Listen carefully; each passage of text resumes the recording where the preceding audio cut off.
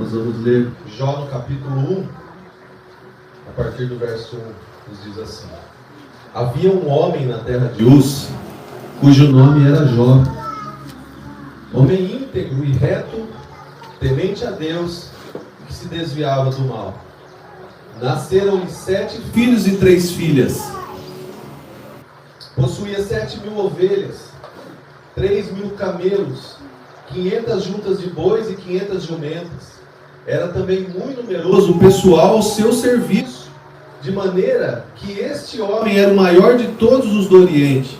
Seus filhos iam às casas uns dos outros e faziam banquetes, cada um por sua vez, e mandavam convidar as suas 3 irmãs a comerem e beberem com eles. Decorrido o turno de dias de seus banquetes, chamava Jó seus filhos e os santificava. Levantava-se de madrugada e oferecia holocaustos segundo o número de todos eles, pois dizia: talvez tenham pecado os meus filhos e blasfemado contra Deus em seu coração.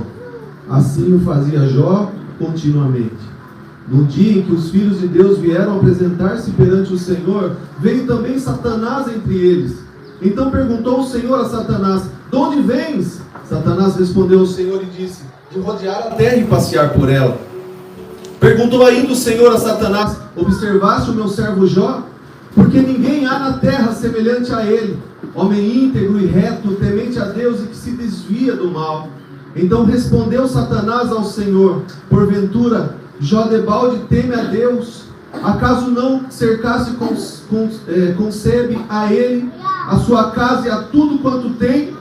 A obra de suas mãos abençoaste, e os seus bens se multiplicaram na terra.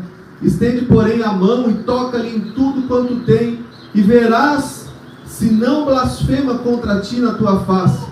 Disse o Senhor a Satanás: eis que tudo quanto ele tem está em teu poder, somente contra ele não estendas a mão. E Satanás saiu da presença do Senhor. 13. Sucedeu um dia em que seus filhos e suas filhas comiam e bebiam vinho na casa do irmão primogênito, que veio um mensageiro a Jó e lhe disse: os bois lavravam e as jumentas pasciam junto a eles. De repente deram sobre eles os sabeus e os levaram e mataram aos servos a fio da espada. Só eu escapei para trazer-te a nova. Falava este ainda quando veio outro e disse: fogo de Deus caiu do céu e queimou as ovelhas e os servos e os consumiu. Só eu escapei para trazer-te a nova. Falava este ainda quando veio outro e disse: dividiram-se os caldeus em 3 bandos, deram sobre os camelos, os levaram e mataram aos servos a fio da espada. Só eu escapei para trazer-te a nova. Também este falava ainda quando veio outro e disse: estando teus filhos e tuas filhas comendo e bebendo vinho em casa do irmão primogênito, eis que se levantou grande vento do lado do deserto e deu nos 4 cantos da casa, a qual caiu sobre eles e morreram. Só eu escapei para trazer-te a nova. Então Jó se levantou, rasgou o manto, raspou a cabeça e lançou-se em terra e adorou. E disse: nu saí do ventre de minha mãe, e nu voltarei. O Senhor o deu e o Senhor o tomou. Bendito seja o nome do Senhor. Em tudo isso Jó não pecou, nem atribuiu a Deus falta alguma.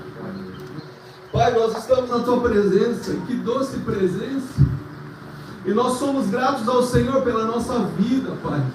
Somos gratos ao Senhor pela nossa casa, pela nossa família, apesar de muitas coisas aparentemente ruins estarem acontecendo ao nosso redor. Nós queremos entender a tua palavra, Pai, através da vida e história de Jó nessa manhã. E que o Senhor traga uma palavra certeira e assertiva, Pai, aos nossos corações, para que sejamos alcançados pelo poder da graça que há no Senhor e o poder que emana da Tua palavra. Que possamos ser, Pai, consolados nessa manhã. Que possamos, ó Pai, compreender os Teus caminhos e os Teus pensamentos. E que nós possamos, ó Deus, nessa manhã, ser cheios do Teu Espírito Santo, para podermos avançar na direção que o Senhor tem nos dado. Porque sem Ti nada podemos fazer, Pai. que o Senhor nos agracie com a Tua palavra, que o Senhor me capacite para pregar a Tua palavra, tenha misericórdia da minha vida, que não seja eu a falar, mas o Teu Espírito, e que os nossos corações abertos e quebrantados possamos receber a palavra do alto nos nossos corações. E não somente receber, mas colocá-la em prática, colocá-la em funcionamento, colocá-la, Senhor, para que nós possamos crescer no Senhor e na força do Teu poder. Essa é a minha oração, a nossa oração em conjunto, unindo a nossa fé e clamando ao Senhor por misericórdia e graça, em nome de Jesus. Amém e amém.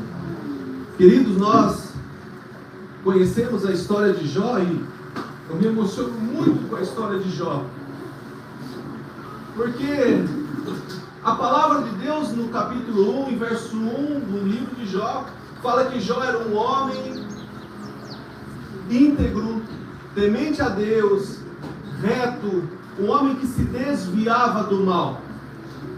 Porém, mesmo assim, Jó é alcançado por uma estratégia maligna de tentar derrubá-lo, de tentar derrotá-lo. E Deus continua sendo Deus na vida de Jó. Deus continua sendo soberano, porque nada nem ninguém pode arrancar a soberania de Deus. Muitos acham e entendem que o Senhor está travando uma guerra contra Satanás e se esquecem que Satanás foi criado por Deus. Muitos acham e entendem que o Senhor está no mesmo patamar, no mesmo nível, no mesmo degrau que Satanás, disputando talvez um cabo de guerra, tentando ver quem vai ganhar. Mas eu quero lembrar você que Deus é soberano. E a palavra de Deus fala que os céus são os céus do Senhor, mas a terra Ele deu para os filhos dos homens. Portanto, quem vai batalhar contra as astutas ciladas do diabo somos eu e você, crentes posicionados em Deus, fiéis ao Senhor e que sabem quem servimos. Nós servimos ao Deus soberano. Soberano. Porque se há uma coisa que se destaca no livro de Jó, não é o sofrimento de Jó, apesar de se destacar muito. Não são os amigos que muitas vezes acusam Jó de ter pecado, e que pecado você cometeu para estar nessa situação. Não é a mulher de Jó que fala amaldiçoa o seu Deus e morra. Não são os filhos de Jó que morrem. Não é nada que acontece na vida de Jó. Mas o que mais se destaca no livro de Jó é a soberania de Deus.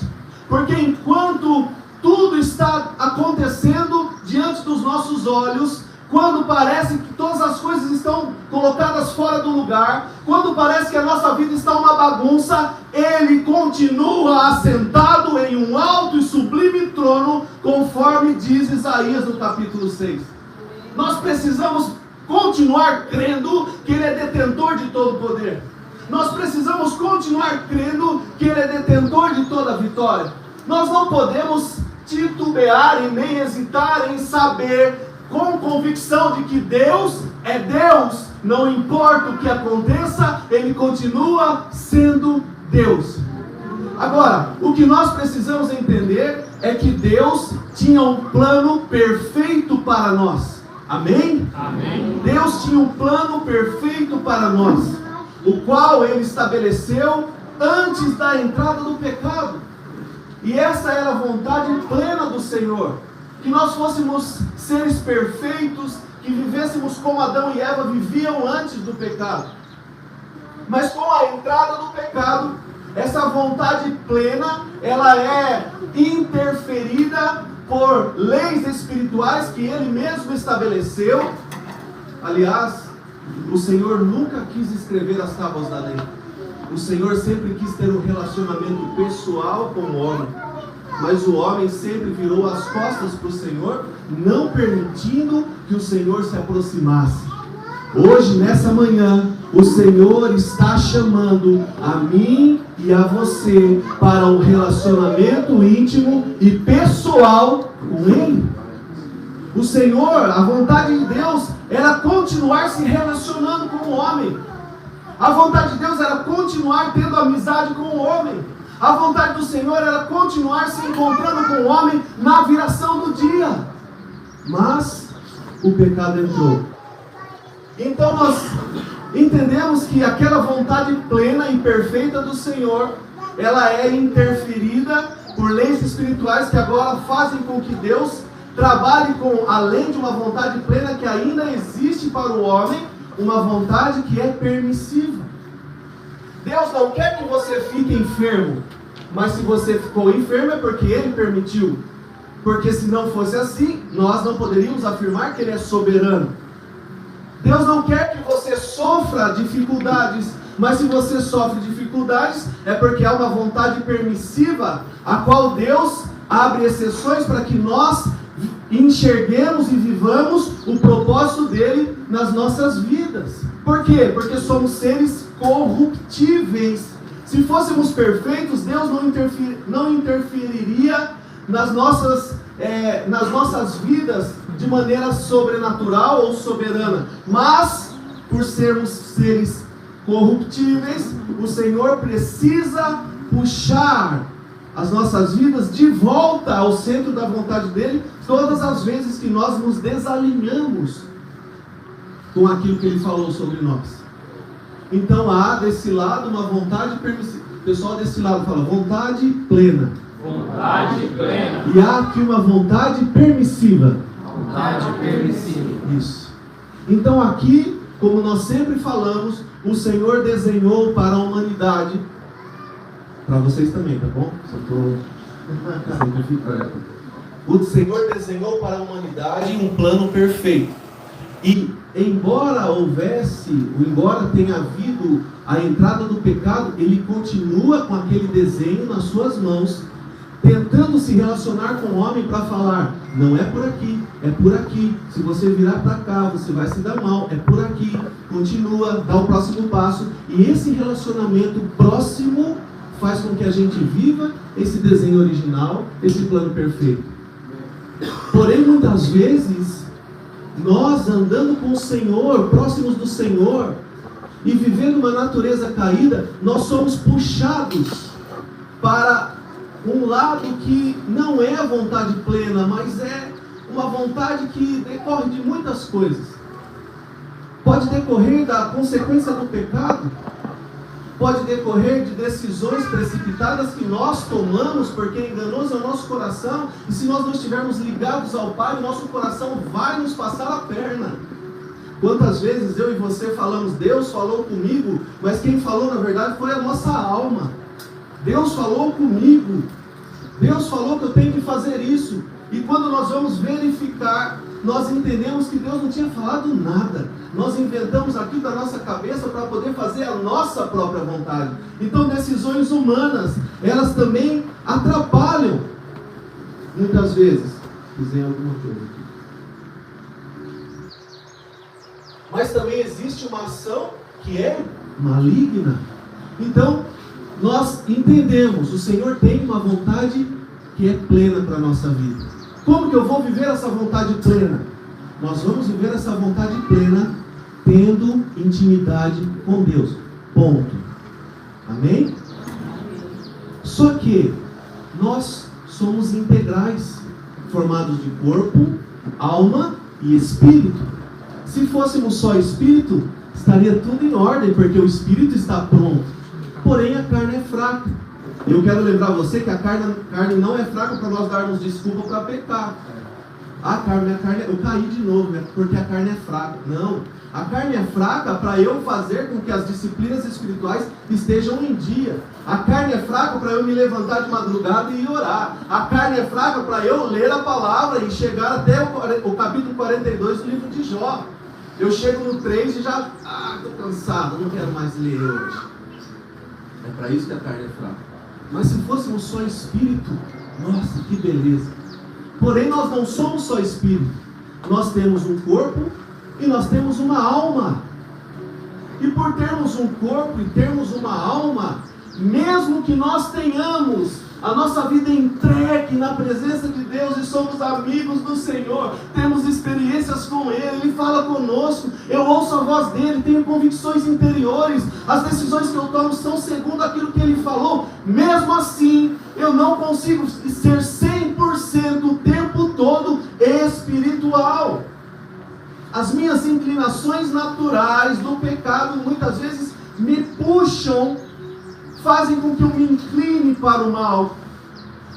E hora ou outra eu tomo uma decisão errada que faz com que a vontade plena seja quebrada e agora entra a permissão de Deus como consequência de um ato que eu cometi. Muitas vezes nós estamos passando por consequências de atos errados que nós cometemos e estamos atribuindo isso ao quê? À vontade de Deus. Eu quero dizer para você que a vontade permissiva de Deus não é a vontade plena de Deus. Às vezes nós damos desculpa. Essa é a vontade de Deus. As situações que nós poderíamos resolver, porque a terra Ele deu para os filhos dos homens, nós temos que fazer a nossa parte em todas as coisas. Nós não queremos fazer, não queremos conflito, não queremos confronto, não queremos ficar mal com ninguém. Aí a gente se esconde atrás da... Essa é a vontade de Deus.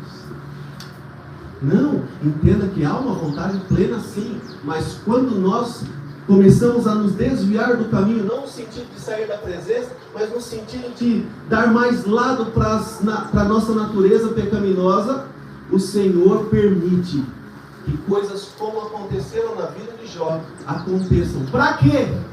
Para que haja um propósito. Todo sofrimento tem um propósito. E que dentro do acontecimento permissivo do Senhor, nós possamos voltar ao alinhamento do centro da vontade dEle. Quantos estão entendendo? Amém? Então, bom seria se nós conseguíssemos 100% do nosso dia, da nossa vida, andar alinhado com aquilo que Deus falou. Mas nas pequenas coisas nós nos desalinhamos. Às vezes vem uma enfermidade para que nós possamos voltar à presença de Deus. E voltando à presença de Deus, nós começamos a entender novamente qual é a vontade do Senhor para a nossa vida. Mas entenda, o sofrimento, como foi na vida de Jó, como é na minha vida, como é na sua vida, quantas são as situações que nós passamos, que são situações de sofrimento. O sofrimento, quando nós estamos na presença de Deus, ele tem propósito. Repita assim: o sofrimento tem propósito. Mas eu preciso estar na presença. Essa é a premissa. Esse é o ponto de partida. Por quê? Porque muitas vezes eu estou afundado no mundo das drogas, fazendo tudo que eu não devia fazer. E aí eu recebo um convite para eu ir a um culto. E eu falo: mas no tempo de Deus eu vou. E aí eu recebo uma palavra de consolo, uma palavra de esperança. E aí eu me defendo falando o quê? Mas essa é a vontade de Deus. Não! Essa não é a vontade de Deus. Nós precisamos ter a clareza de que primariamente nós estamos na presença, para que essa vontade permissiva ela esteja dentro da vontade de Deus. Porque se nós não estivermos na presença, tudo que é sofrimento que nos acontece não é mais provação, mas é privação. É sofrimento sem propósito.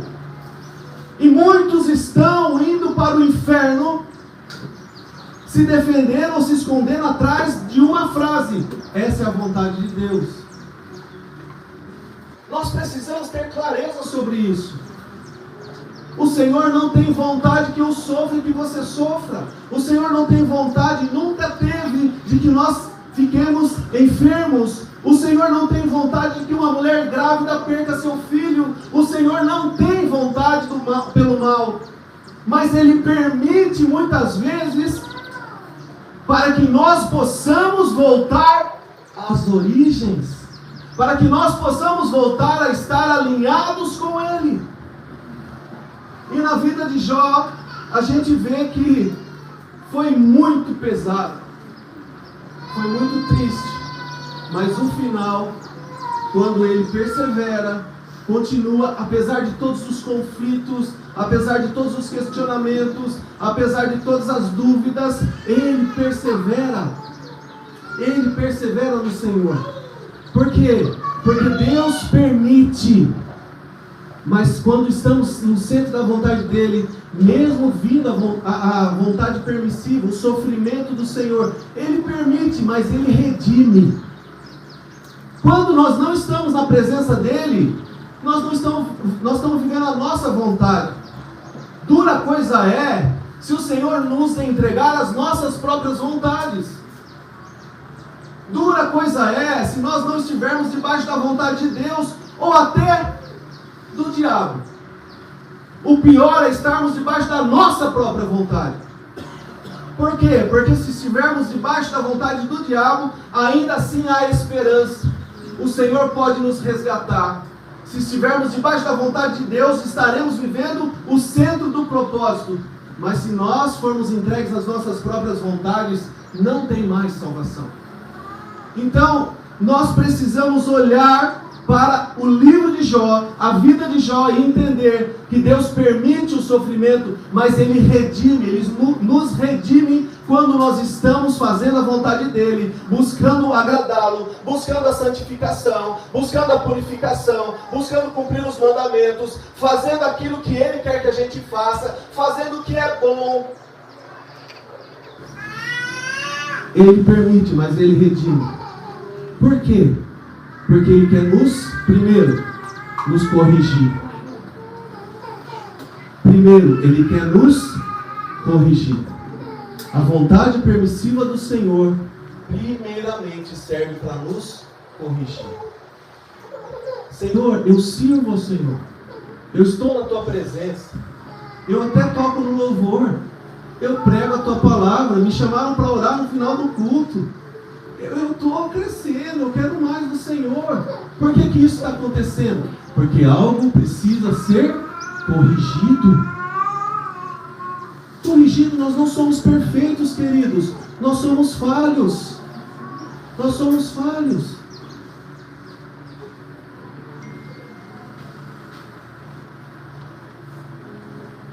E nós precisamos de correção. Todo pequeno caos que Deus causa. Opa! Falou errado. Deus causa. Todo pequeno caos que Deus causa pela vontade permissiva dele nas nossas vidas é para nos realinharmos à vontade soberana dele. Questão de correção. Mas além de corrigir, ele nos leva ao amadurecimento. A palavra de Deus fala lá no livro de Gálatas que o filho, o herdeiro, enquanto menor de idade, ele não tem direito a tocar as heranças. Ele vive como um escravo. Tem alguém que administra as heranças para ele. Então, enquanto eu e você não formos maduros ou maiores de idade espiritualmente, nós não tocaremos as heranças. E nós temos heranças no Senhor através da cruz de Cristo. E muitas vezes nós não vivemos e não tocamos as heranças, nós comparamos a nossa vida a outros que estão vivendo outras realidades, e não faça isso, por favor. Eu me lembro de uma amiga da Gesa que uma vez chegou nela e falou: eu estou depressiva, eu estou passando mal, eu estou sofrendo. Por quê? Porque todo mundo que eu vejo no Facebook está viajando, está aproveitando a vida doidado, e eu, só sofrimento, eu só estou passando luta, só dificuldade. Não faça isso. Livre-se da comparação. Você é único. O Senhor te ama do jeitinho que você é, mas não é porque Ele ama do jeito que você é que Ele quer que você permaneça desse jeito. Ele quer que você cresça, Ele quer que eu cresça, Ele quer que nós cresçamos e cheguemos à maturidade, cheguemos à estatura de varão perfeito, cheguemos a estatura de Cristo. E quando isso vai acontecer? Só quando Ele voltar. Então, enquanto isso, a gente continua buscando crescimento. Mas muitas vezes, o crescimento, o amadurecimento vem através do sofrimento. Nossa, o pastor tirou o dia hoje para falar de sofrimento. Não tirei o dia para falar para você da realidade da vida cristã. Da realidade da vida com Jesus. Não é porque você entregou a sua vida para Jesus que os sofrimentos acabaram. Os sofrimentos só vão acabar quando Jesus voltar. Ou se você morrer antes. Quantos querem morrer? Fisicamente não, mas eu quero morrer para mim mesmo. Quero matar minha carne. Quero viver muito ainda. Queria ter mais um filho, mas não dá mais. Mas tem muita vida ainda. Às vezes eu me pego pensando que eu tenho 43 anos. Eu falei, meu Deus, 43, quantas coisas já passaram, quantas coisas a gente já viveu, quantas experiências, quanto sofrimento, mas quanta alegria. E aí eu me lembro que, nossa, quando eu era pequeno, quando eu era adolescente, quando eu era jovem, quando eu continuo sendo jovem, né? Mas aí eu olho para o que ainda a Bíblia fala, que eu tenho para viver. E eu celebro o Senhor porque eu estou na metade da minha vida. Se eu estou na metade da minha vida, eu já vivi tanta coisa, quantas coisas ainda eu poderei viver. Mas eu preciso saber que eu passarei por dias difíceis. Quando a palavra fala lá em Mateus capítulo 6, basta cada dia o seu mal. É o Senhor nos avisando, o dia mal existe. O dia mal chega. Esteja preparado para ele. Como eu vou me preparar para o dia mal? Estando na presença dele. Estando cheio do Espírito Santo de Deus. Buscando a santificação. Buscando ser parecido com ele a cada dia mais. O Senhor nos corrige, o Senhor quer que nós busquemos o amadurecimento, mas Ele também nos revela no sofrimento, quando Ele nos redime disso, Ele nos revela que nós somos dependentes dEle. Totalmente dependentes dEle, meus irmãos.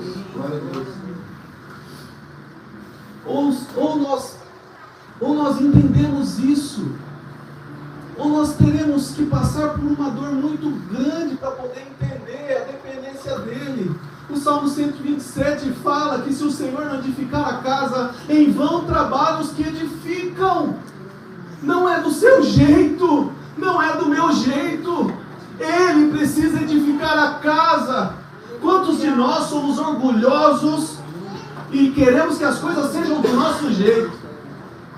Mas as coisas nem sempre são do nosso jeito, porque há um Pai que nos ama, e até mesmo no sofrimento, Ele redime todas as coisas, para que tudo contribua para o nosso crescimento e para a glória dEle.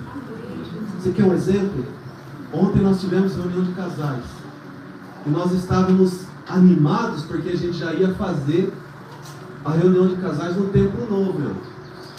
E aí a gente se preparou, o G já veio de manhã para levar o som para lá. Pode ver que as caixas estão para baixo aqui, porque ele tirou o suporte, levou para lá, tal. Aí ele me ligou e perguntou aonde que tinha disjuntor, porque não tinha energia lá.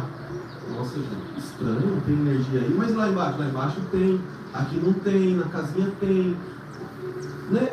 Fica com dúvida, o que será que está acontecendo aí? O Itamar veio para ajudar e já chamou o eletricista, foi ver, e aí teve que procurar. Eles estão caçando, mas já está quase certo já do que aconteceu. E a gente entendeu que não era tempo de ir para lá. Talvez mais uma semana, talvez duas, eu não sei, mas não é do jeito que eu quero.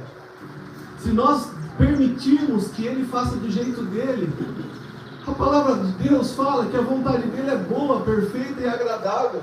Se a vontade dele é boa, perfeita e agradável, eu vou querer fazer a minha vontade. Isso eu não estou falando em coisas grandes, eu estou falando em coisas pequenas. Em coisas pequenas nós precisamos nos arrepender de todas as vezes que nós manipulamos situações para que as coisas saiam do jeitinho que a gente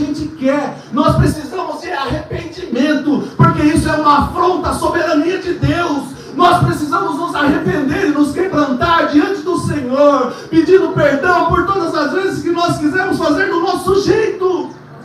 Não entendemos a vontade soberana do Senhor. Não entendemos que os caminhos dele são mais altos que os nossos caminhos, como diz Isaías. Os pensamentos dele são mais altos que os nossos pensamentos. O que eu tenho que fazer então? Buscar o Senhor até alcançar os seus caminhos. Buscar o Senhor e crescer até alcançar os seus pensamentos.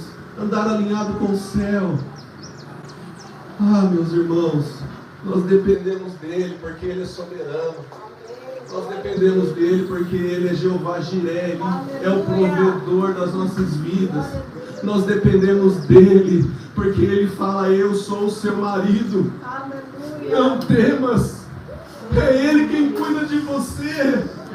Não temas, é ele quem está cuidando do teu coração. Ele só precisa de um coração quebrantado, ele só precisa de um coração contrito, ele só precisa de um coração entregue. Tudo ele está cuidando. Há um plano perfeito para mim e para você. Agora nós precisamos estar na presença para que ele vá falando: o próximo passo é esse, filho, o próximo passo é esse, filho. E aí ele fala: não, filho, aqui você errou, vamos voltar. E aí você e eu, nós, com o coração duro, com o coração orgulhoso, muitas vezes a gente fala: não, está tão gostosinho aqui, deixa eu ficar aqui. E aí ele vem e permite um tipo de sofrimento para que a gente volte. E aí ele fala: tá vendo, filho, como foi melhor? E melhor ainda porque você amadureceu, eu te corrigi, você cresceu e você entendeu que depende de mim. Ah, meus irmãos, além de corrigir, amadurecer e revelar dependência, nós somos realinhados com a pessoa dele. Nós somos realinhados. Ele falou, Tamires, o meu plano para você é esse. Débora, o meu plano para você é esse. Diferente do que eu tenho para ela, eu tenho especificamente para você. Ele nos chama pelo nome. Pelo nome. Nem todas as coisas são possíveis, porque nem todas as coisas dependem só de nós. Mas nós precisamos depender dele. E aí aquele plano que é perfeito para a vida dela, para a minha vida, para as nossas vidas, muitas vezes não é concretizado. Nós não vivemos a plenitude da vontade de Deus. Por quê? Porque há o pecado. Porque há um coração enganoso. Porque há o distanciamento da presença. Irmãos, eu não estou falando de coisa mirabolante, não. Quantos de nós têm dificuldade de ler a Bíblia uma vez por dia?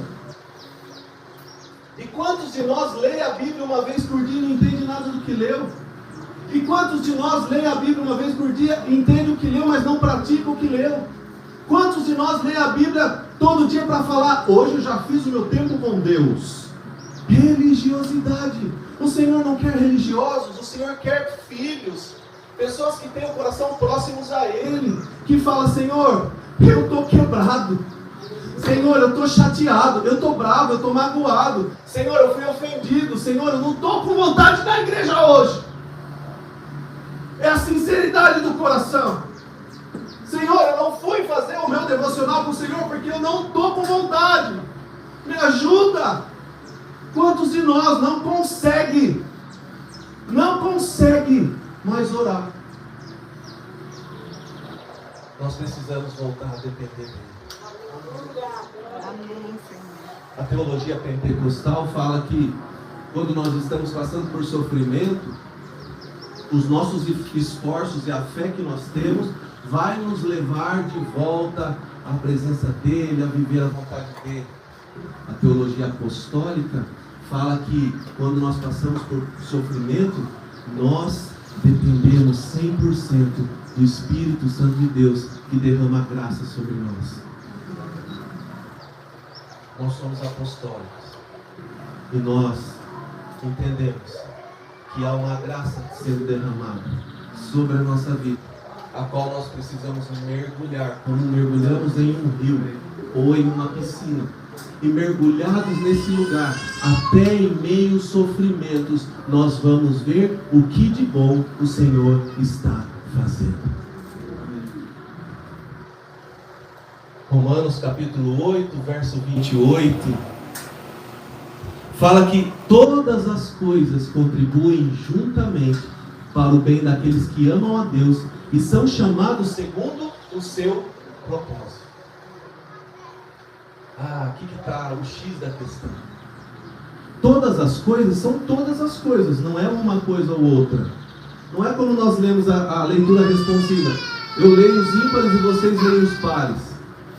Não, todas as coisas são todas as coisas, tanto as boas quanto as ruins, tanto a alegria quanto o sofrimento. Todas as coisas contribuem juntamente. O que é isso? Isso é uma engrenagem, isso é a vivência de um propósito, de um plano que é feito para nós. Ele é perfeito, porém as suas linhas ou os seus caminhos, ele tem imperfeições que vão nos levar a viver coisas ruins também, que doem na nossa carne, coisas difíceis, coisas penosas que vão fazer o quê? Nos corrigir, nos amadurecer, nos fazer dependentes dele, nos realinharmos ao Senhor.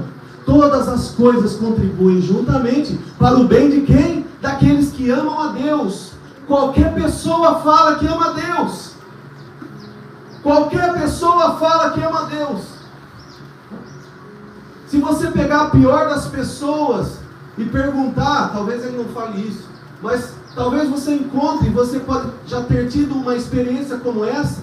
O Ed, que é o nosso líder de evangelismo, contou várias experiências que ele teve abordando pessoas na rua, e muitas dessas pessoas são conhecedores da palavra. E aí quando você fala do amor a Deus, a pessoa fala, não, claro que eu amo a Deus. Deus amou o mundo de tal maneira que deu o seu único filho. Ele não ficou falando, eu amo o mundo, eu amo o mundo, eu amo o mundo. Não, ao contrário de ficar falando, porque falar até papagaio fala, ele demonstrou o seu amor para conosco, enviando o seu filho Jesus. Agora, qual é a nossa demonstração de amor para com ele? Falar que ama a Deus é muito fácil. Agora, eu provo o meu amor pelo Senhor vivendo o propósito, porque todas as coisas contribuem juntamente para o bem daqueles que amam a Deus e são chamados segundo o seu propósito. Se há um chamamento para vivermos o propósito, vivamos o propósito para provar o amor que temos pelo Senhor, e assim todas as coisas, como uma engrenagem, vão contribuir para o nosso bem. A gente pega texto fora do contexto e vira pretexto. A gente pega esse versículo e fala, não, mas eu amo a Deus, isso que está acontecendo é a vontade dele. Se você não está na presença, que não é o caso de ninguém aqui, se a pessoa não está na presença, não é vontade de Deus. Não é vontade de Deus. A Mari, permita-me falar, Mari. A Mari, quando o dia que ela perdeu o bebê, que ela chegou aqui chorando, nos compadecemos da dor dela, abraçamos, oramos junto. Eu ouvi ela falando assim, falei, Senhor, essa não é a minha vontade, mas se for a tua vontade, eu falei para ela, Mari, essa não é a vontade de Deus. Então o que nós temos que fazer com isso? Nós precisamos fazer um mapeamento, porque de repente é uma maldição hereditária, uma iniquidade geracional, uma herança familiar, nós não sabemos. Talvez há uma legalidade espiritual, não por pecados dela, mas talvez pelos seus antepassados, nós não sabemos. Vamos orar para que o Espírito Santo nos revele. Mas nós não podemos entender que o mal é vontade do Senhor. Pode ser uma permissão do Senhor quando estamos na presença dEle, como foi nesse caso. Uma permissão por quê? Porque o mundo espiritual é regido por leis, e o Senhor não volta atrás da palavra que Ele deu. E isso é assunto para um outro momento. Então nós precisamos ter entendimento. Todas as coisas, agora eu quero ouvir um glória a Deus, um amém, um aleluia. Todas as coisas contribuem juntamente para o bem daqueles que amam a Deus. Amém. Amém. Todo sofrimento tem propósito. Estou falando com pessoas que estão na presença de Deus, amém? Amém. Eu não falaria isso para quem não está na presença. Estou falando para pessoas que estão na presença. Para quem não está na presença, todo sofrimento é privação. Todo sofrimento é sofrimento sem propósito. Mas para aqueles que estão na presença, todo sofrimento tem propósito. Tem propósito. No livro de Jó, a gente vê no capítulo 1, verso 21, o seguinte: e disse: nu saí do ventre da minha mãe, e nu voltarei. O Senhor o deu, e o Senhor o tomou. Bendito seja o nome do Senhor. Primeira coisa que nós entendemos aqui: o sofrimento revela a nossa verdadeira fé. Jó amou mais a Deus. Jó amou Deus acima de tudo o que ele tinha, acima de tudo o que ele era. Jó demonstrou o seu amor ao Senhor, perseverando até o fim. Jó demonstrou o seu amor ao Senhor, entendendo que havia propósito naquele sofrimento. Jó amou o Senhor, demonstrando sua fidelidade. Então o sofrimento revela a verdadeira fé que há em nós. Segundo, Jó capítulo 1, verso 8. Perguntou ainda o Senhor a Satanás: observaste o meu servo Jó? Porque ninguém há na terra semelhante a ele, homem íntegro e reto, temente a Deus e que se desvia do mal. O sofrimento prova a integridade diante de Deus. Porque Deus já tinha falado no verso 1. Havia um homem na terra de Uz, cujo nome era Jó, homem íntegro e reto, temente a Deus que desviava do mal. Aqui já apresenta Jó como um homem íntegro. Mas aí Deus confirma a sua integridade quando ele está dialogando com Satanás. Então o sofrimento, ele prova a nossa integridade diante de Deus. É no sofrimento que nós vamos, a duras custas, viver a verdade de fato. Quem nós somos realmente. Entendemos que nível nós estamos no Senhor. Se precisamos ainda crescer mais, é lógico, sempre precisamos crescer mais. Mas o quanto nós já crescemos e o quanto nós deixamos de crescer. É no sofrimento que o Senhor revela essas coisas no mais íntimo e mais profundo dos nossos corações. É no sofrimento e na vulnerabilidade das nossas vidas que nós muitas vezes tomamos consciência de situações que por uma vida toda nós tapamos o sol com a peneira. É no sofrimento que a gente começa a entender coisas grandes, profundas e firmes no Senhor. Então, dói? Claro que dói. Machuca? Claro que machuca. É duro, é difícil, é. Mas, se eu estou na presença, eu preciso enxergar o sofrimento como algo bom. Meu Deus, aí dificultou. Então nós vamos entender melhor isso. Nós precisamos entender o sofrimento como algo bom. Por quê? Porque há propósito em todo o sofrimento que há na presença de Deus. Jó 42:5. Jó capítulo 42, verso 5. Eu te conhecia só de ouvir, mas agora os meus olhos te veem. O sofrimento abre os nossos olhos do entendimento. O sofrimento abre os nossos olhos do entendimento. A partir ou através do sofrimento, nós passamos a enxergar o mundo espiritual de uma forma totalmente diferente e muito mais profunda. Por quê? Porque no sofrimento a gente se preocupa, ou a gente tem tempo para buscar a Deus, para ir aos pés do Senhor. A gente quer mais de Deus e o Senhor vai abrindo os olhos do entendimento. Jó era um homem íntegro, reto, temente a Deus, que se desviava do mal, mas lá no final de tudo ele fala, é como se ele falasse: olha, olha para trás, eu era um crente ok. Era que nem o jovem rico, lembra do jovem rico? Jesus fala: larga tudo. Senhor, o que eu preciso para herdar a vida eterna? Olha, cumpre os mandamentos. Opa, isso eu já faço. Eu sou um crente ok. Beleza. Mas Jesus tinha uma proposta ainda mais profunda. Vende tudo que você tem. Dá aos pobres, me segue. Não, peraí. Aí já. Não. Deixa eu ser um crente ok, eu não preciso ir mais profundo. Eu não preciso viver experiências novas. Deixa eu ser um crente superficial, tá tudo bem, deixa eu aqui, não tem problema. Ele não queria a vida eterna, ele queria a vida de rico eterno. Então muitas vezes nós não queremos sair do comodismo, mas o Senhor nos chama. E muitas vezes Ele nos chama através do sofrimento. Mas Ele abre os nossos olhos do entendimento para coisas que antes nós não entendíamos. Quantas são as pessoas que chegam e falam: pastor, eu estou há tanto tempo na igreja, já ouvi falar sobre isso tantas vezes, mas eu nunca tinha entendido assim. É porque aqui é especial? Não é por isso. É porque, na verdade, a pessoa está buscando de uma forma diferente, os seus olhos do entendimento estão sendo abertos. E não tem nada com isso, não tem problema nenhum. Está tudo bem. Poderia ter sido feito isso antes? Claro que sim. Mas talvez não tenha sido motivado por alguém que levou essa pessoa a um lugar em Deus que abrisse os seus olhos do entendimento. Então nós precisamos entender os tempos, entender o que o Senhor está fazendo, mas principalmente olhar o sofrimento com bons olhos.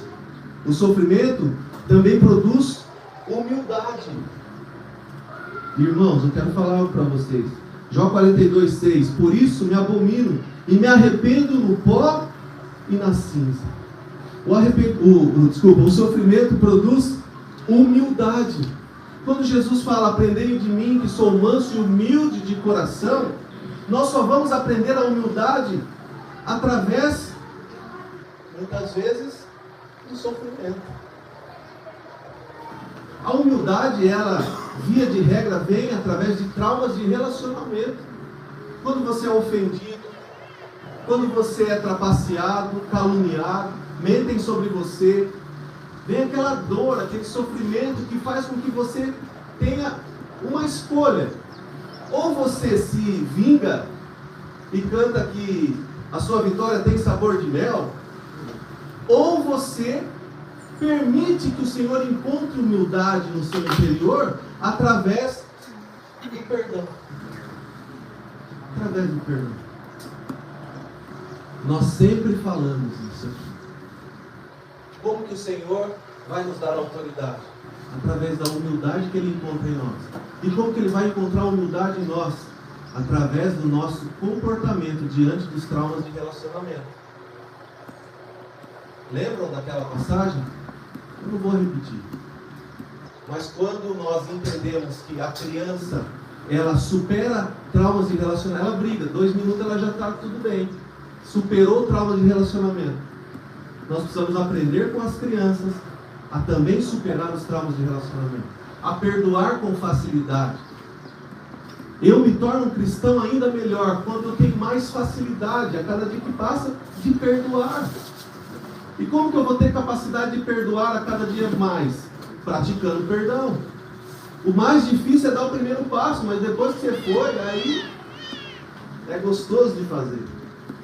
Espero que nós não tenhamos muitos casos, ou não tenhamos muitas pessoas para procurar e para fazer reparos. Mas se tiver, nós temos que fazer. E a cada dia mais, menos pessoas para fazer reparos. Porque conforme nós crescemos no Senhor, menos traumas e conflitos de relacionamento nós vamos ter. Então, o sofrimento também produz humildade. Aí eu quero que você abra em Isaías capítulo 61.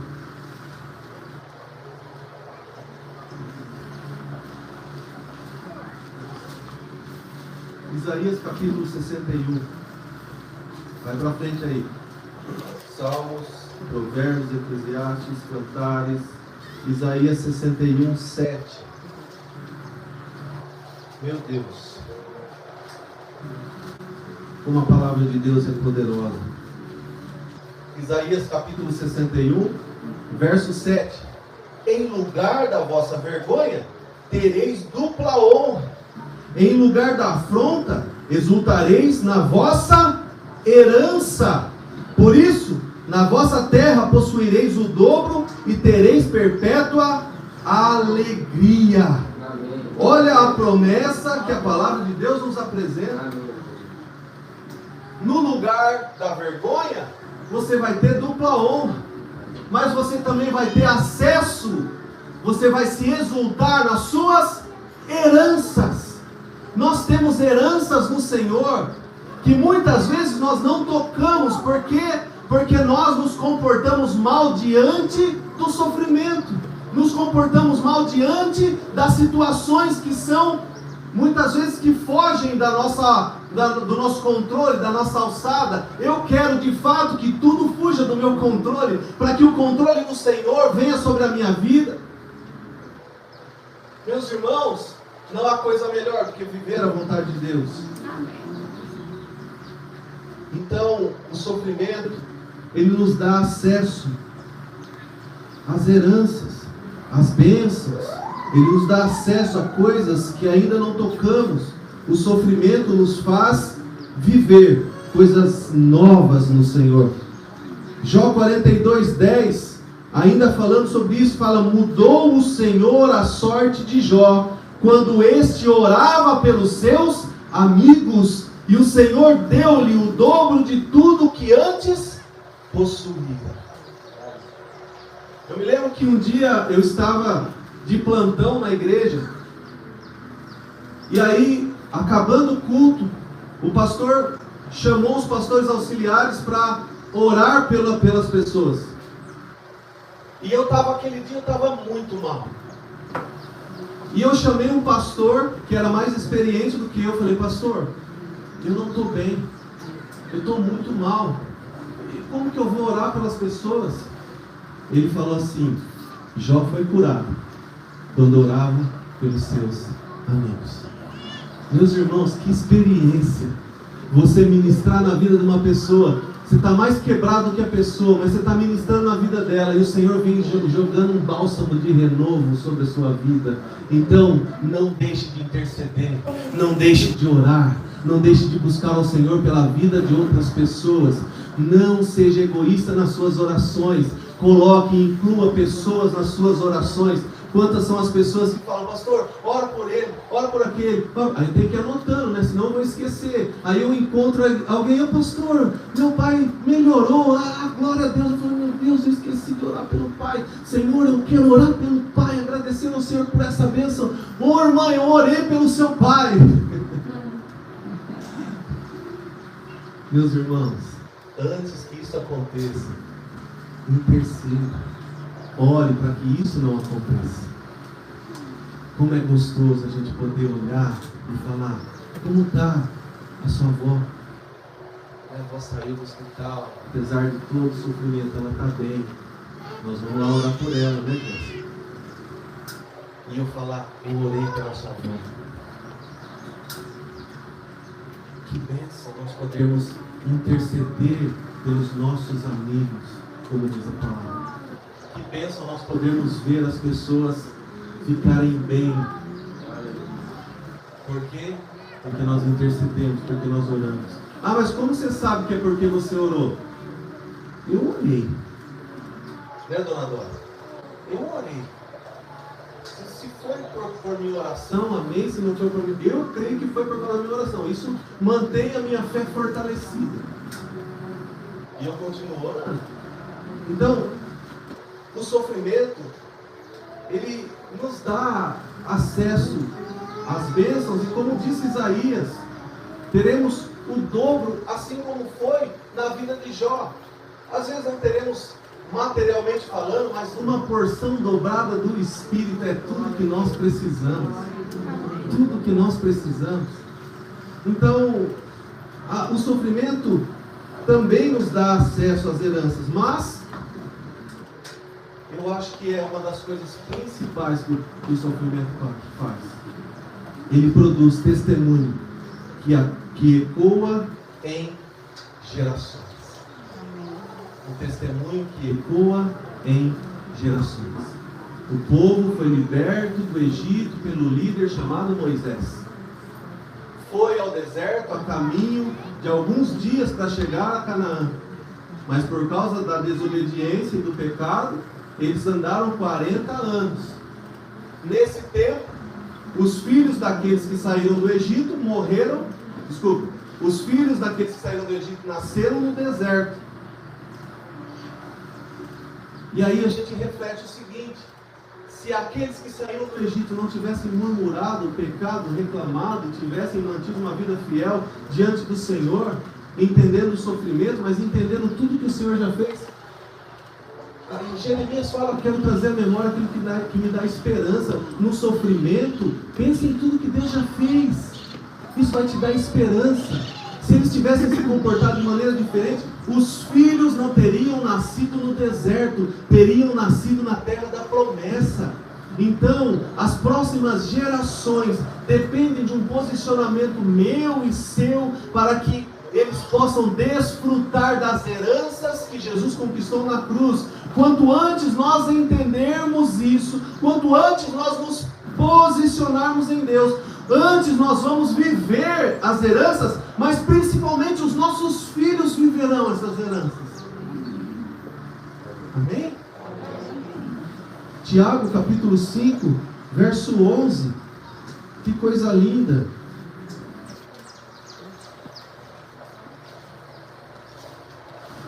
Tiago capítulo 5, verso 11. Eis que temos por felizes os que perseveraram firmes. Tendes ouvido da paciência de Jó, e vistes que fim o Senhor lhe deu, porque o Senhor é cheio de terna misericórdia, e Ele é compassivo. Se nós perseverarmos, se nós permanecermos, se nós vencermos, se nós rompermos, quantos 1000 anos depois, Tiago escreve sobre a paciência de Jó. Quantos 1000 anos depois, aproximadamente 3.500 anos depois, nós estamos ouvindo falar da paciência de Jó, ouvindo falar da vida de Jó. Por quê? Porque ele deixou um legado. Agora o Senhor nos chama nessa manhã para um posicionamento, para que nós possamos também, passando por todas as aflições, deixar um legado para as próximas gerações. Há uma responsabilidade sobre as nossas vidas. Eu quero finalizar lendo um verso que eu gosto muito. Romanos capítulo 5. Eu li com o Rafa nessa semana, e foi um tempo que o Senhor falou muito ao meu coração. Sabe aqueles versos aqueles versículos, aquelas passagens que você conhece, que você sempre fala, e que você conhece de uma forma, mas de repente você cita novamente, e o Senhor te abre os olhos do entendimento? Foi isso que aconteceu. Romanos capítulo 5. Vamos ler a partir do verso 1. Justificados, pois, mediante a fé, temos paz com Deus, por meio do nosso Senhor Jesus Cristo, por intermédio de quem obtivemos igualmente acesso, pela fé, a esta graça na qual estamos firmes, e gloriamo-nos na esperança da glória de Deus. Aí ele vem. Aí o Paulo vem falar o seguinte: e não somente isso, mas também nos gloriamos nas próprias tribulações, sabendo que a tribulação produz. O que a tribulação faz? Produz. Há uma produção dentro de nós em meio ao sofrimento. Produz o quê? Paciência, outras versões, perseverança. Há uma produção no meio do sofrimento. Então, se você quer ter paciência, se você quer orar por perseverança, esteja preparado para o sofrimento. Porque no sofrimento o Senhor produz em nós perseverança. E a perseverança produz, o que está escrito aí? Experiência. O que é a experiência? Sabe quando você passa por uma situação, sofre, batalha, luta, e aí você chega no final dela e fala: meu Deus, glória a Deus, olha como eu cresci, olha como eu avancei. E aí vem uma outra pessoa e fala: eu estou passando por uma situação assim, calma, eu acabei de passar por isso, eu sou pós-graduado em sofrimento nessa área, agora eu posso te ajudar. Não é assim? A paciência, a perseverança produz a experiência. Agora eu sou experiente nesse assunto, eu posso te ajudar de alguma forma. E a experiência produz a esperança. A esperança, como diz o Sérgio Cortella, A esperança de esperançar e não de esperar. Eu não vou ficar sentado esperando as coisas acontecerem, mas eu vou fazer a minha parte enquanto eu espero. Uma esperança que é uma chama acesa nos nossos corações, esperando nele, que é o detentor de todo o poder. E na esperança, como diz aí na sua Bíblia, nós não seremos confundidos, porque o amor de Deus foi derramado em nós pelo Espírito Santo que nos foi dado. Que maravilha, meus irmãos. Foi nos dado um Espírito.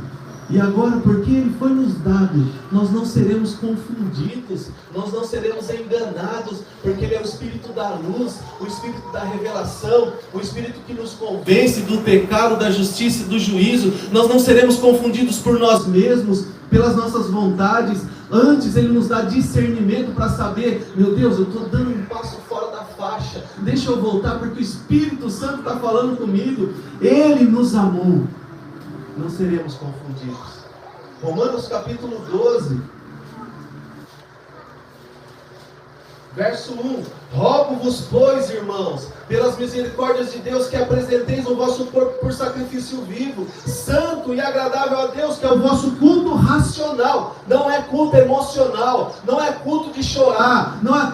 apesar de a gente chorar bastante, mas não é culto de chorar, não é culto emocional, em que eu choro, eu grito, eu urro, e depois lá fora eu volto a ser o pobre, cego e nu que eu antes era, praticando os mesmos pecados e os mesmos erros. Não, é um culto racional, o qual eu entendo o que o Espírito está me informando. E mesmo que eu chore, mesmo que eu sinta arrepios, isso é a consequência de um Espírito que está passeando, está trabalhando, está se movendo no nosso meio. Um culto racional, com entendimento. Esse é o nosso culto racional. E não vos conformeis com esse século. O que é não se conformar? Tem uma forma feita no mundo que não serve mais para nós.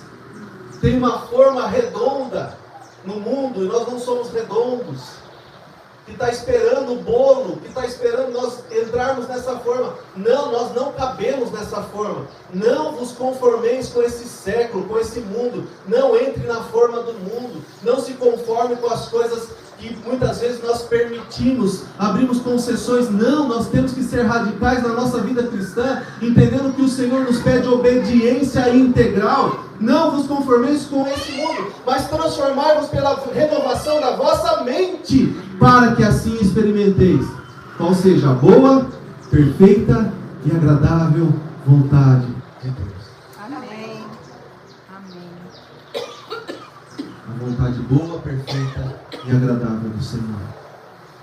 Romanos capítulo 8, volta um pouquinho, versos 31 a 39, nos diz o seguinte: que diremos, pois, à vista dessas coisas?